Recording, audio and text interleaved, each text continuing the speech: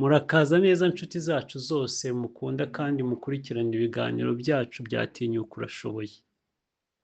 Ni iby'agaciro, ni ibihe by'umunezero kongera kubonana namwe uyu munsi kugira ngo dusangire ubutumwa bw'ihumure, icyerekezo n'imbaraga z'ubuzima. Uyu munsi tugiye kuganira ku nsanganyamatsiko ikomeye kandi ifite icyo itwigisha mu buzima bwa buri munsi, aho tugiye kurebera hamwe uburyo ugomba kwisubiraho, gutangira bundi bushya no kwibanda ku ntego zawe. Buri wese muri twe aba afite ibihe byo guhindura ubuzima bwe. Hari igihe umuntu yicara agasanga yarapfuye ubusa igihe kinini mu buzima mu byo yakoze, rimwe na rimwe akumva ko ibyo yakoze byose byamubereye impfabusa. Ariko icyo gihe cyose kiba ari amahirwe yo kwisubiraho, gutangira bundi bushya no kwibanda ku ntego ze nyakuri. Icya mbere, kumenya icyo kwisubiraho bisobanuye. Kwiyibutsa ko kwisubiraho atari umwanya ukwigaya cyangwa kwicira urubanza gusa. Ni intambwe yo guhagarara ugatekereza aho wavuye, aho uri n'aho ugana. Kwisuzuma mu buzima bwawe. Ese imyaka maze ntuye ni iyihe? Ni iki nakoze cyanyubakiye ku ntego zanjye? Ni ibihe byemezo nishimiye gufata kandi ni ibihe byangizeho ingaruka mbi? Kwakira amakosa nk'amashuri, ntihakagire umuntu wumva ko amakosa yamuciye intege. Ahubwo amakosa ni nk'amasomo atwigisha uburyo tudakwiye kongera gukora ibintu uko twabikoze mbere. Kwisubiraho ni ukuvuga, narahushije ariko noneho ndiga, subiza ubuzima bwanjye ku murongo. Kumenya ko kwisubiraho ari intangiriro y'ubudasa. Abantu benshi bazi neza ko umuntu ugira intambwe ikomeye atigeze ahagarara ngo yisubireho. Kwisubiraho ni igikoresho cy'agaciro kitubuza guhora mu makosa cyangwa mu buzima bwo kutagira icyerekezo. Icya kabiri, gutangira bundi bushya. Gutangira bundi bushya si ibintu byoroshye, ariko nibyo bifungura amarembo y'ubutwari n'intsinzi. Kwiyemeza gutangira bundi bushya. Ugomba kwemera ko ibyashize byashize. Ubyakira nk'amasomo aho kubyakira nk'igihombo. Gushyira mu bikorwa impinduka nshya. Hindura imyumvire. Tangira gutekereza mu buryo bushya, buhamye kandi bufite icyerekezo. Hindura imibanire.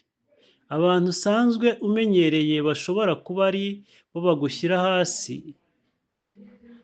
Gutangira bushya bisaba kwiyegereza abantu bazagufasha kugera ku ntego.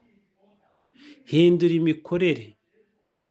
Ntacyo bizaba bimaze kwifuza impinduka ariko ntuzishyire mu bikorwa. Kuba umuntu mushya mu mutima no mu bikorwa.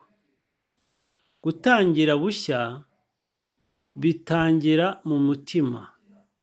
Iyo umutima wawe ufashe icyerekezo gishya, byose bigenda neza.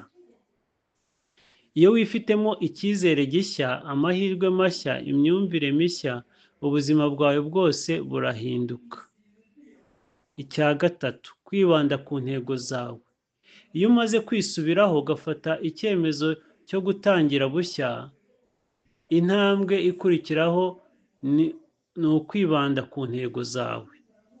Kumenya intego zawe nyakuri mu buzima. Intego ni ikintu kigena icyerekezo cy'ubuzima bwawe. Umuntu udafite intego ni nk'umuntu uri mu rugendo adafite aho ajya. Gushyiraho intego zigaragara kandi zipimika. Intego zigomba kuba zifatika kandi zishoboka. Zishyire mu nyandiko. Mu mezi 12 ari imbere ndashaka kugera aha, mu myaka 5 nkaba ndaha. Kwitanga ku ntego zawe. Ntiwakwibanda ku ntego zawe utabanje kwiyemeza kuzishakira umwanya, imbaraga n'icyo bisaba byose. Kwibanda ku ntego bisaba kugira ubushake bwo kubaho mu buryo bushya. Kurwanya ibirangaza. Ibirangaza ni byinshi. Inshuti zidafite aho zikujyana, imikino, ibishuko by'ubuzima, imyumvire y'ubunebwe. Ugomba kwiga gutandukanya ibidafite umumaro n'ibigufasha kugera ku ntego. Kwihangana no kudacika intege. Intego zose zishobora guhura n'ibigeragezo. Hari igihe ushobora gucika intege, ariko ukwiye kwibuka ko gutsinda ari ukuguma ku ntego zawe kugeza uzigezeho. Icya kane, urugero rwa Bibiliya n'ubuzima busanzwe. Urugero rwa Pawulo intumwa. Pawulo intumwa yari umuntu wari ufite amateka mabi yo guhohotera itorero rya Yesu. Ariko nyuma yo kwisubiraho, yatangiye bushya, yibanda ku ntego yo kwamamaza ubutumwa bwiza maze agira ubuzima bw'intsinzi. Urugero rw'ubuzima busanzwe. Steve Jobs yirukanwe mu kigo cya Apple, ariko yisubiyeho atangira bushya, yibanda ku ntego yo guhanga ibishya, maze asubira mu kigo cye akigarurira isi yose mu ikoranabuhanga.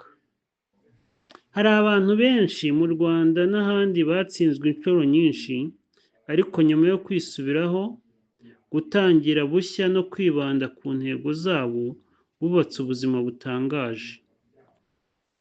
Icya gatanu, inyigisho z'ingenzi. Ntugatinye kwisubiraho, kuko kwisubiraho ni intangiriro yo gutsinda. Tangira bundi bushya igihe cyose ubyumva ko ubuzima bwawe bwagumye mu ntambara zidafite aho zikujyana.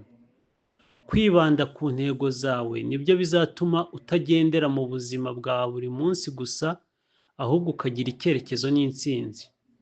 Nshuti zacu, uyu munsi turangije tubibutsa ko ubuzima ari urugendo. Ntabwo biba ari ibintu byoroshye buri gihe. Hari aho dutakaza, hari aho dusabwa kwisubiraho, hari aho tugomba gutangira bushya, ariko ikiruta byose ni ukwibanda ku ntego zacu. Tinyuka, urashoboye. Ntihakagire ikikubuza, ntihakagire ubwigunge bukubuza, ntihakagire amakosa yahashize agusenya. Fata umwanzuro uyu munsi, wisubireho, tangira bushya, wibande ku ntego zawe. Mwari kumwe nanjye Ushizimpumu Leopold kuri Daniels TV. Mwibuke kudushyigikira mukora subscribe, like na comment. Murakoze.